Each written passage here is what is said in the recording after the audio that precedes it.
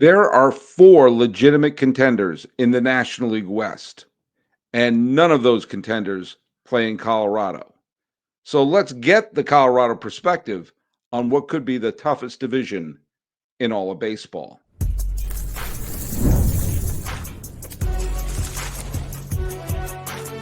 You are Locked On MLB Crossover, part of the Locked On Podcast Network.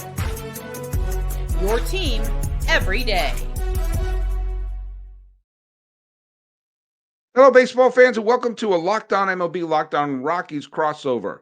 These are the podcasts, these are the stories where we're either going to talk about all of Major League Baseball or your 2025 World Series champion, Colorado Rockies.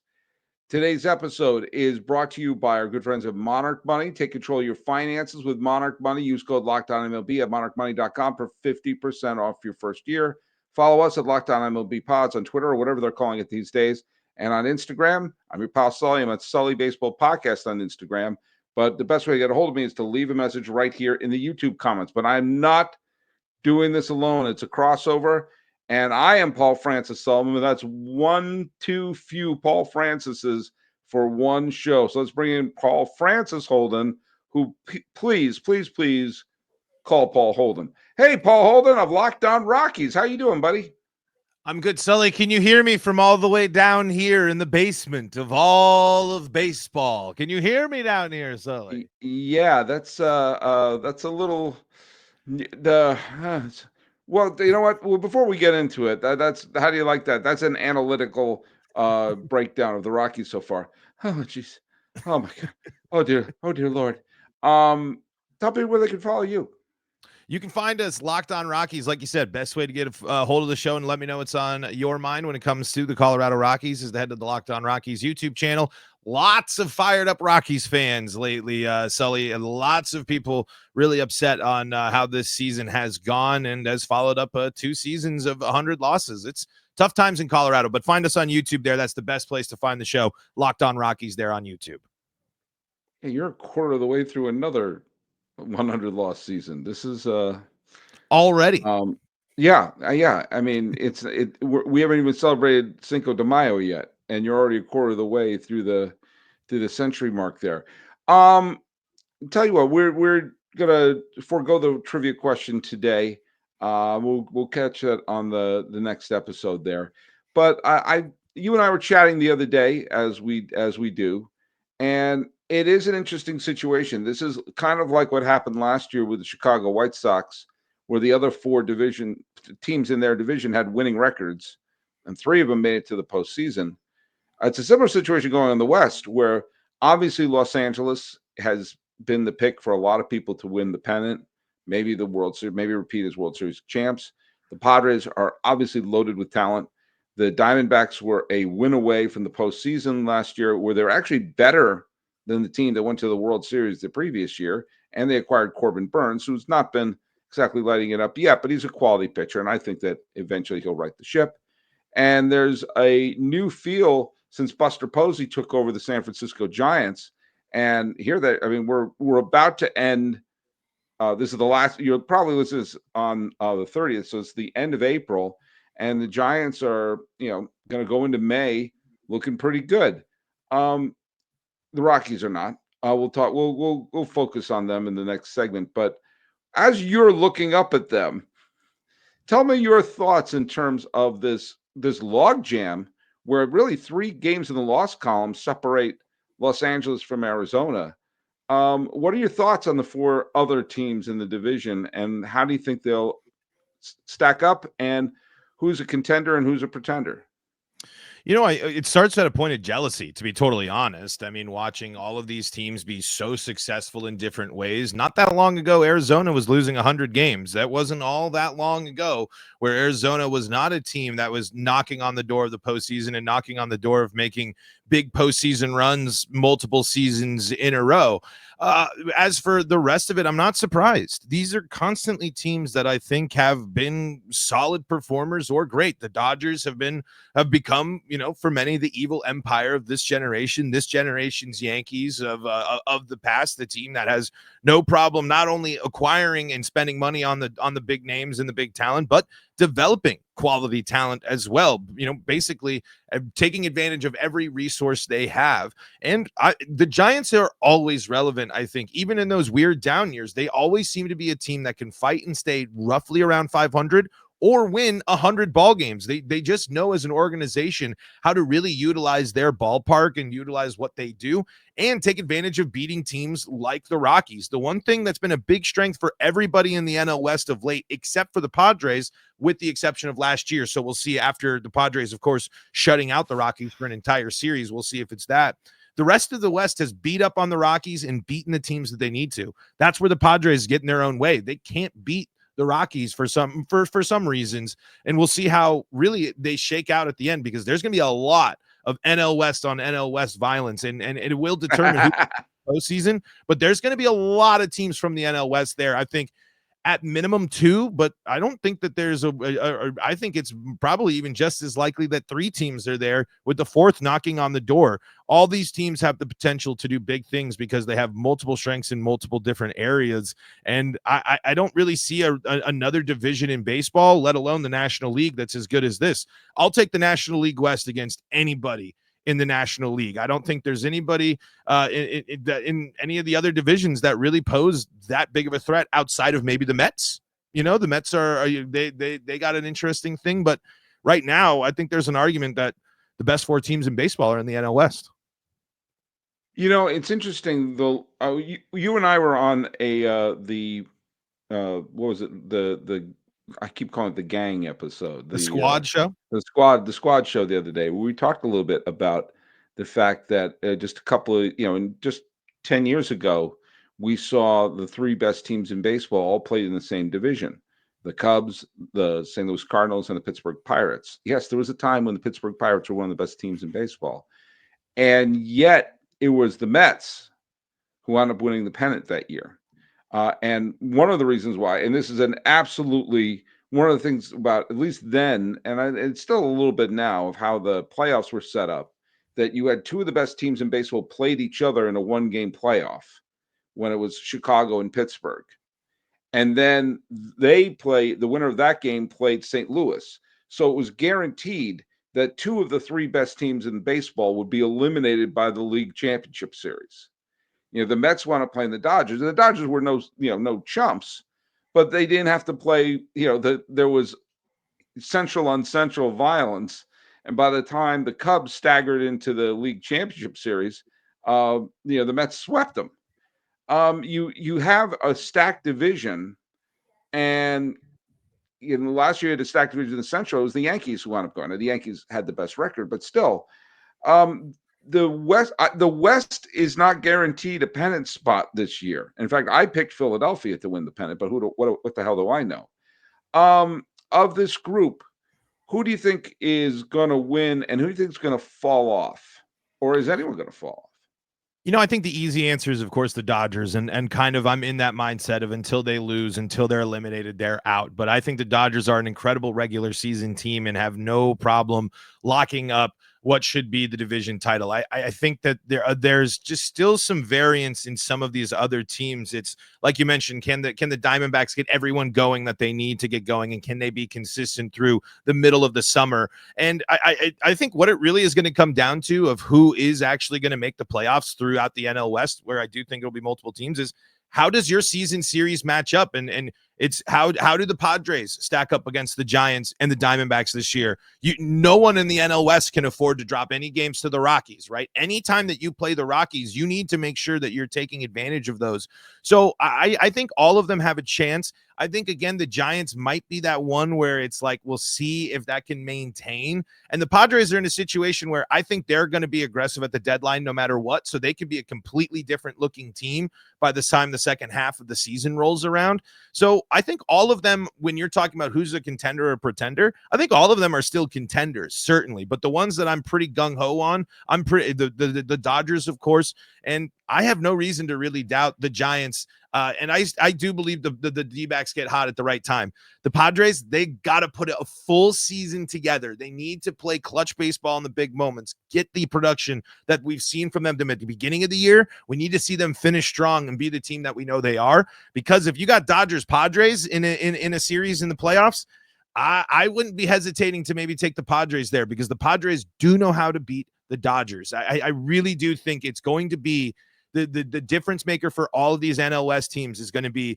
how good are you against the NL West. That will be the difference between being that wild card team that makes it in as the second wild card, or something like that, versus, teams that might be on the cusp. I think there's going to be a lot of teams really, really close, and we'll see how the rest of baseball shakes out, because I just don't see as many strengths. But there's so much time left in the season, right? There's so many things that can go wrong, and injury, one injury could drastically change anything for all of these teams. And I hate to think that way. So it's right now, I believe everyone's a contender, but there's still so much variance that can happen as we get to not even the middle point of the first half of the season.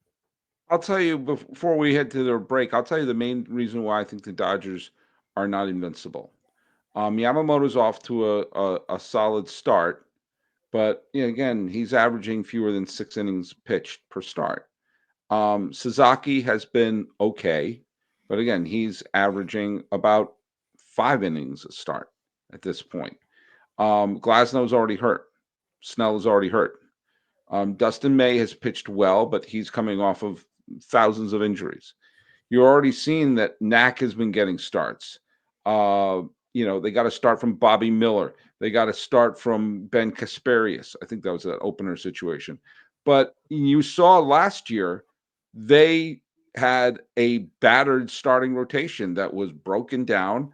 And if the Yankees played competently in game 5, or they brought in the right reliever in game 1, they would have gone back to game 6 in Los Angeles, probably throwing another bullpen game.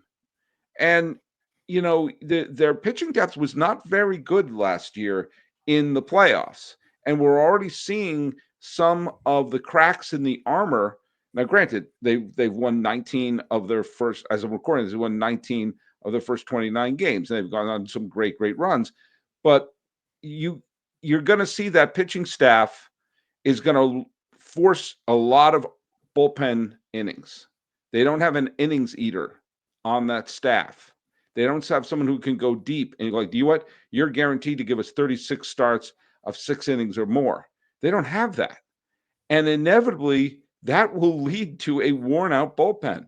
And if Los Angeles doesn't make it back to the World Series, I guarantee you it will be because they faced a team that had pitchers that went deep into the game, which could be Philadelphia, which could be Arizona, which could be San Diego. So, your easy money is on LA, but it's that depth in their pitching staff that I think could potentially be their death knell. I'm not saying they're not going to win, but there is a reason why I didn't pick them. But, yeah, no, and I think you nailed it right there. I mean, health. We saw the challenges that they faced there with it last year, and they were able to overcome it. To do it again and just repeating in general is really, really difficult to do. But just as I'm confident that the Padres will make deals, there's no way the Dodgers won't be active at the trade deadline and won't be able to use their abundance of riches, not only with bankroll, but also their farm system, to be able to make moves and bring players up. But you do bring up a good point. They have been facing these pitching challenges for a while, and to overcome that again and to go through a grueling regular season with the million factors that could happen, it's going to be tough. But there's a certain superstar that may or may not be pitching for them at the end of the season too. We'll see if that actually ends up happening, and that could be massive for them as well.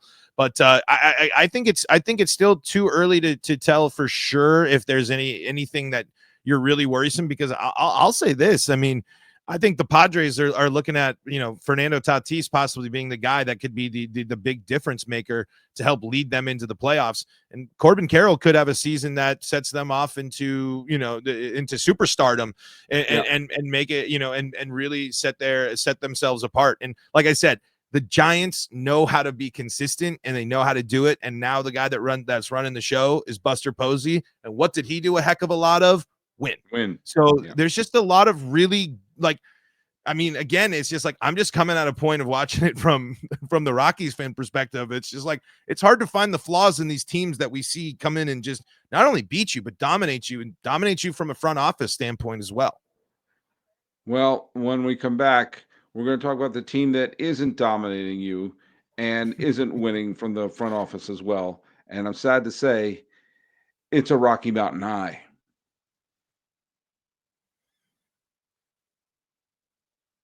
Did you know, Paul? I don't know if you knew this. Your Fire TV is also an Xbox. Did Wow. you know that? I did. You know, I you know can. now. All right, you can turn any TV into your gaming and entertainment hub with a Fire TV Stick 4K devices. No console required. Just grab your paired controller, subscribe to sign into Xbox Game Pass Ultimate with EA Play included, and you're ready to go. Dive into hundreds of premium titles, including EA Sports College Football to Call of Duty, as easy as you stream your favorite shows. Hey, are you a gamer, my friend? Big time gamer, big believer in Game Pass as well. I think it's a great service and pretty cool that you can use it with no console required and can fire it right up there on your Amazon Fire TV, playing the latest and greatest Xbox games, including the big Call of Duty. You can go check it out. Seth Rogen coming to Call of Duty, Sully, pretty wild, and you can see it all for yourself on Game Pass, available on your Amazon Fire TV.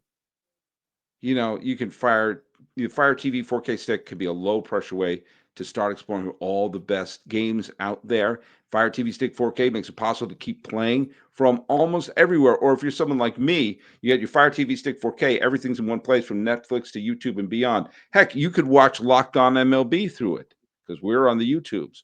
Or you can watch some of your great shows or classic films. I just watched the classic film The Great Escape. How about that for an There you go. up-to-date reference? That was out before I was born, and I'm older than dirt. But let me tell you something. This is going to be the greatest way for you to have your gaming and entertainment because I don't care how you're currently streaming content. It's going to be smoother and faster with a 4K ready streaming stick. Look at head to Amazon.com/Fire TV Lockdown to get started. Xbox Game Pass Ultimate subscription and compatible controller required. Available on select devices, including Fire TV Stick 4K second generation, Fire TV Stick 4K Max first and second generation, and Fire TV Cube third generation. Yes, we're talking about Amazon Fire TV Stick 4K. Are you really a gamer? Oh yeah, I mean, I got games behind me. That's Japanese Mario Party art. I got Luigi down there. I got the Mario Legos. That's like half of it. All right. Well, I've never attended a Japanese Mario Party, but I'm looking forward to my first time. I'm looking forward to it. I played Pitfall. Yeah, Pitfall, Atari there. Yeah, of course. Yard's Revenge. Gotta go Yard's Revenge. Mm-hmm. Little Centipede. I mean, you're going right down. I mean, back to Breakout. the first. Did you go to the art? Were you an at home or an arcade guy? Well, we had the Atari 2600 growing up because they were state issued, and we Mm-hmm. had them pretty early. And so we had like Combat and Gunslinger and Space Invaders and the baseball game, which is basically three fielders who just run around randomly. It was more like kickball than anything else, but I loved it. I love it. And Oh then they yeah. finally made the one that actually had all the players, but in order to catch it, you had to go press up, up, up, rover, like, and then you activate your center fielder, and it's another inside the park homer. Oh, good times. And mind you, the defense that I played on that Atari baseball is would be as effective as whatever the Colorado Rockies are doing right now. We are we're about 5 weeks into the season right now. And as of this recording, the Rockies have 4 wins. 4. Yeah. They're playing Atlanta tonight, and if they lose to Atlanta, and everyone listening knows exactly what happened, they will be a quarter of the way through to another 100-loss season. I mean, this team started. Let's let the record show they were at 500 at one point. They lost a walk-off game to Tampa Yep. in the Steinbrenner Field, and then they won the next day. And they go, oh, look at that! No, not bad. Not bad, Rocks. And from that moment, it's been pretty Rocky. bad. It's been pretty bad. They had an 8-game losing streak, which is never the right time of the year to do an 8-game losing streak. But beyond that, they went on a stretch where they went 3-16. They have They lost. lost 15 of their last 16 games. Or I'm sorry, if that's if they lose today on day of recording. I don't know. I'm kind of lost, honestly, in the amount of it's They lost a awful. lot. They lost a lot. To be totally honest. I mean, and it's hard to watch. I mean, there's some stuff that you can look at and point at. The Rockies are missing one of their best players, Ezekiel Tovar, with a hip injury. Chris Bryant already on the IL with a degenerative back issue, so we're not even sure what's going to be there, and other issues. But there's a lot of things you can point at, and really the biggest disappointment is that this team has had some close games and close opportunities, but the offense has fallen flat. They've not improved on striking out. They're a team that I believe still leads the league in strikeouts. Michael Toglia leads the entire league by a long shot when it comes to striking out. Veteran players that we were hoping for big things from. Ryan McMahon has struggled mightily this season. German Marquez has returned to the team and has been a disappointment in a situation where I was going into this season saying, hey, the Rockies have their rotation, most of the rotation back that got them to the playoffs. There's no way it's going to go as bad as it has been because these players are good enough to help keep them in games. And while there have been moments for some of them, they've also haven't been where they are. I mean, Antonio Senzatella does have one of the wins on the season. Actually, I think he might have two of the wins on the season, but he gets hit very hard. Kyle Freeland is like the definition of a bad luck pitcher. I can run you down the list of a whole bunch of things. They lead the league in infield singles allowed and little dink doink things. There's over 40 infield singles that have been allowed. The Rockies were on paper supposed to have one of the best defenses in baseball, and they've been in the top in terms of committing errors. It's been sloppy. It's been bad, and it's been really, really frustrating to watch because this team decided to run it back basically from last year. They moved on from a couple of players, but kept the same coaching staff up until firing Bam Bam Mullins and replacing him with Clint Hurdle, another just, guy, a disciple of Dick Monfort. So, I mean, and that's not even to follow up with the prospects that we haven't seen really take the steps forward that we're hoping to. Starting to see some bubbling of it right now. There are some possible signs, but the hole the Rockies have dug them into, it's very deep, and there's a lot of very justifiable questions being asked about what the heck is going on in Colorado, and we'll see if the team actually does anything about it, because loyalty is their top priority, and I don't know what type of change they might make. Bring something up here. Since April 11th, as of this recording, the Rockies are 1-14, which I'm not a sabermetrician, but I think that's bad.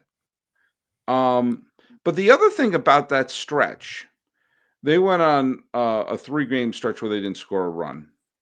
But they faced San Diego and they faced Los Angeles. One game they lost to San Diego 2-0. Another game they lost to Los Angeles 8-7. They lost to LA 5-3. Then they had that weird 12-11 game to Washington, and then a 3-2 loss, and then an 8-7 loss, and a 6-4 loss, and a 6-3 loss. I mean, right there, that's about in that stretch of, what did I say, 15 losses, whatever it was. I just rattled off 6 games that were winnable. And some of them they had the lead in. Yeah. And for whatever reason, I've seen a bunch of Rockies games recently, and there have been times, look at the Rockies are holding on. It's 3-2, bottom 9, or whatever it is. And then you wake up and it's like, oh, they lost another close game. I think in a way, what you said is spot on, that there's an element of this that is almost like, yeah, they're not a very good team. I don't think anyone was picking them to win the pennant this year, but no one also was thinking that they would tell last year's White Sox team to hold my beer. Right. And last year's White Sox team was legitimately horrible. And I'm watching this team going, this team doesn't feel horrible. They feel, or at least not historically bad.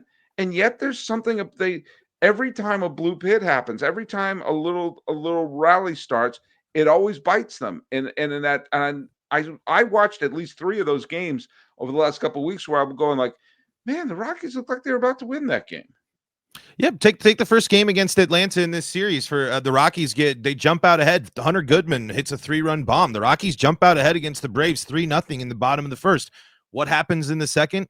2 infield singles lead mixed with other factors. I believe there was a walk perhaps in there or whatever, but 2 hits that don't go more than 20 feet, less than 70 miles, a bunch of dink doink, this, that. Rockies are down, only have a 1-run lead. Offense is unable to get anything going. They've just had sparks of offense, nothing consistent, no back-to-back innings of great offense. It's here's a little bit of this, here's a little flair, and then it's strikeout city. The Rockies basically average around 10 strikeouts a game, so as much as you're saying it's not, they don't look horrible, sometimes they do. They have played really bad baseball, and not to their standards. The Rockies are a team, no matter what you say, they have a history of great defense, and they have great defenders on this team. Ezekiel Tovar, I mentioned, he's out with a hip injury that was suffered in the first series, and that's a huge loss for the Rockies, not only defensively, but he was struggling. Maybe that hip was a problem, but there's a bunch of guys that defense is supposed to be their strength, and it's let them down this year. Too many, and so there's a lot of self-inflicted bad stuff that's going on with the Rockies, but right now we're seeing Hunter Goodman get into a little bit of a groove. We're seeing Jordan Beck, an exciting left fielder for the Rockies, we're starting to see, if you're in the tunnel, we're in the tunnel, right? We're starting to see maybe the slight little, like, through the crack beam that might be like escaping slightly, and you're not quite sure if you see it or not. There are these things, and there's enough time in this season to salvage something. But really, I think when I think about my biggest disappointment, it's not only with some of the young guys, but it's guys like Ryan McMahon, where it's like, hey man, we've been waiting for you to take the step forward to be this great ball player that you have shown flashes of, but you're batting under 200. You've already struck out over 20 times. And that it has the direct tie back to the Rockies of, hey, why can't you help this guy? Why can't you help this guy get to their ceiling? And now we have to believe that the Rockies are going to get the most out of this, out of a young team and young guys, when they haven't been had a really, really great track record of late. And then when they do have guys that are successful, they pay him $50 million to go play for another team, or let him walk in free, at the end in free agency and move on. So the Rockies have so much more to prove, and they have a lot to prove, not only from the prospect side and on the field side, but as an organization as well. If you keep telling us that you're a draft and develop team, you need to prove it. And this is the year you need to prove it. You need to show us that you can bounce back from this start, that Bud Black still has the confidence and can get the most out of these guys, and that the coaching staff that you have can get these guys in a position where they can be successful. Because this month and right now, they have shown that they have not done that, and they have shown that they haven't made adjustments. All of their issues from last year on offense, they're right back here, and now exponential with young guys trying to make the break at the major league level. I don't think it's a money issue. And speaking of money, check your bank account and wonder, hey, where'd all my money go? Between dining out, online shopping, and streaming and buying Rockies tickets, it's easy to lose track. That's where Monarch Money comes in, your personal CFO, giving you full visibility and control over your finances. Monarch Money isn't just a budgeting app, it's a complete financial command center. You can track all your accounts, investments, and spending in one place, so you can stop just managing your money and start building wealth. You know what? When I started using Monarch, I realized there were also subscriptions I had, and I was spending money on food delivery, and I was going on eBay trying to buy Washington Senators t-shirts. Do you know what? Now I budget smarter and I save more. Instead of juggling multiple apps, you use Monarch to check your finances, track spending, and even plan long-term goals. Managing money with your partner is even smoother than ever. You can track shared personal accounts, set goals, and stay on the same page without any stress. Take control of your finances with Monarch Money. Use code LOCKEDONMLB at monarchmoney.com for 50% off your first year. That's monarchmoney.com, code LOCKEDONMLB for half off your first year. All right. By the way, you mentioned a player. I do my Who Owns Baseball every day, and I give half, full wobs for the best player of the day on a winning team, and half wob for the best player on a losing team.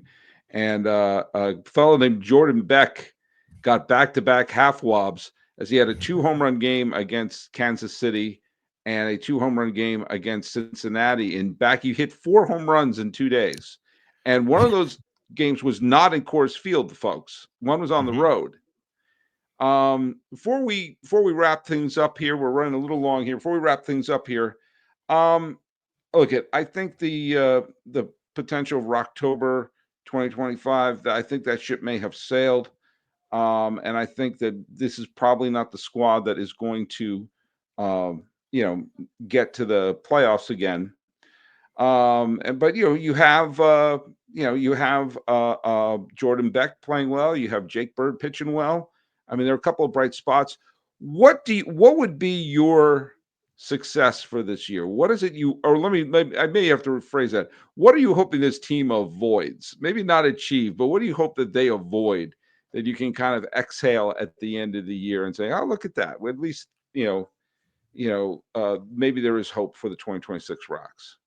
I'll keep it brief here. I hope they avoid being the White Sox and prove that they're a team that can start winning those close ball games. Sully, you nailed it right there. If the Rockies actually were able to come up with clutch at bats this season in big moments, they'd be able to do it. Opening day, Kyle Freeland had one of the best opening day starts in Rockies history, and the offense couldn't do anything. If this team can start winning those close ball games and hit the over, like I hoped, like our friends at FanDuel said at the beginning of the year, which was 59.5 wins, if you can just get to 60 at this point, even because that's 100 losses. I think a lot of people, we need to prepare for 100 losses. But if you can make it at least on par and show that you can bounce back from this beginning, that's success. You go into the trade deadline, you make some decisions, you move on from some people that are going to help you in the future. That's success. And the guys like hopefully Ezekiel Tovar, they're thinking this hip injury is going to bother him all year. We'll see what happens there. Hopefully Brenton Doyle can step into and be this leader alongside these young outfielders like Beck. If these guys can actually show us that they can take the step forward and that it took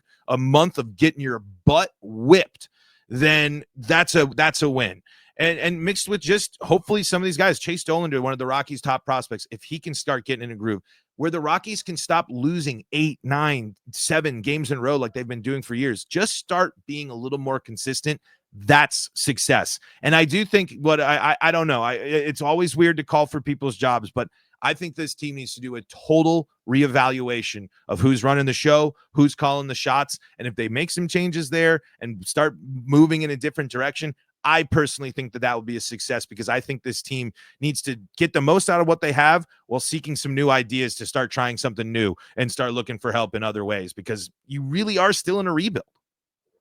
My take, and again, I'm looking at this from a distance, and I cannot claim to be a Rocky fan. I don't see this as Bud Black's problem. I see this as an organization problem. And when you and I and a couple of us were talking yesterday, a team like the Pirates, or a team like the Rockies, they can't afford to miss on draft picks. They can't afford to whiff on their player development because that's how they're going to develop their team. And they're not going to be able to buy a superstar, so they're going to have to develop them and try to hope they pull a Bobby Witt Jr. and sign him to a long-term deal.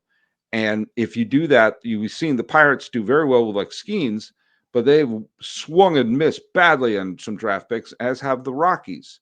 And so that is a farm director. That is a scouting director. That is a general manager. They are not making the decisions. They have put Bud Black, who had some good years as a manager in San Diego, obviously had good years in his first few years with Colorado. You're not buying the groceries for him.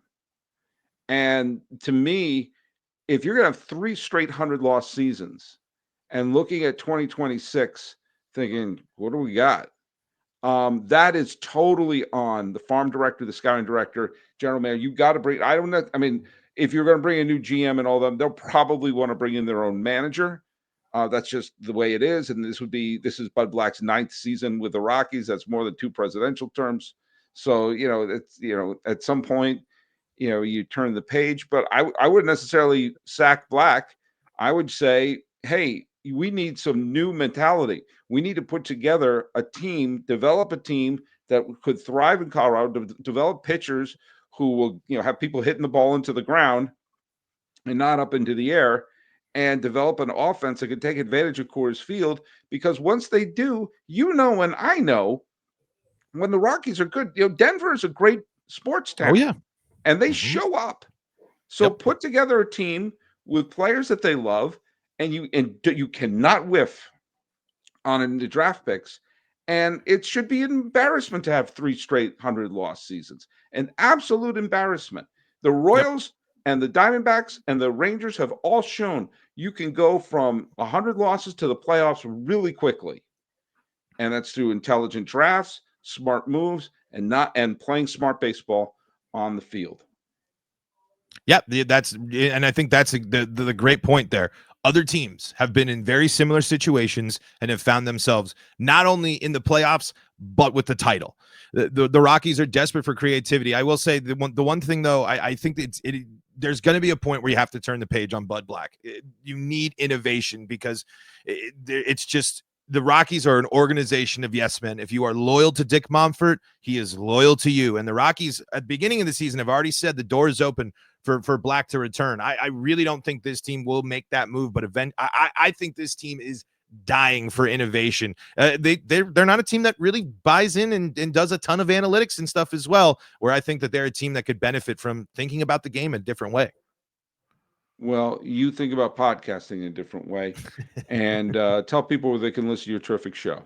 You can find us free and streaming on the Locked On Podcast Network, which is on all your streaming services, and the Locked On Rockies YouTube channel, where you can fire off your Rockies hot takes and more, like a lot of Rockies fans are. Sully, I got to tell you, we have a lot of fans over there on the Locked On Rockies podcast, and there a lot of fans are really hungry for change in Colorado.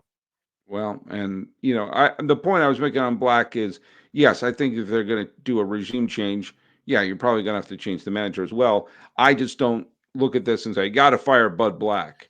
There's a lot more problems than just the manager, for sure. They could reincarnate Earl Weaver, John McGraw, Connie Mack, Casey Stengel, whomever you want. Billy Martin, put them in the managerial suite there. And this is not going to be a playoff team. But hey, you're a playoff player in my point of view. You can follow us at Locked On MLB Pods on Twitter or whatever they're calling it these days. And on Instagram, I'm your pal Sully. I'm at Sully Baseball Podcast on Instagram, but leave your messages right here on YouTube. Talking about the Rocks, and hopefully they'll do something right soon. This has been a Locked On MLB, Locked On Rockies crossover. He's Paul Holden. My name's Paul Francis Sullivan. Please call me Sully.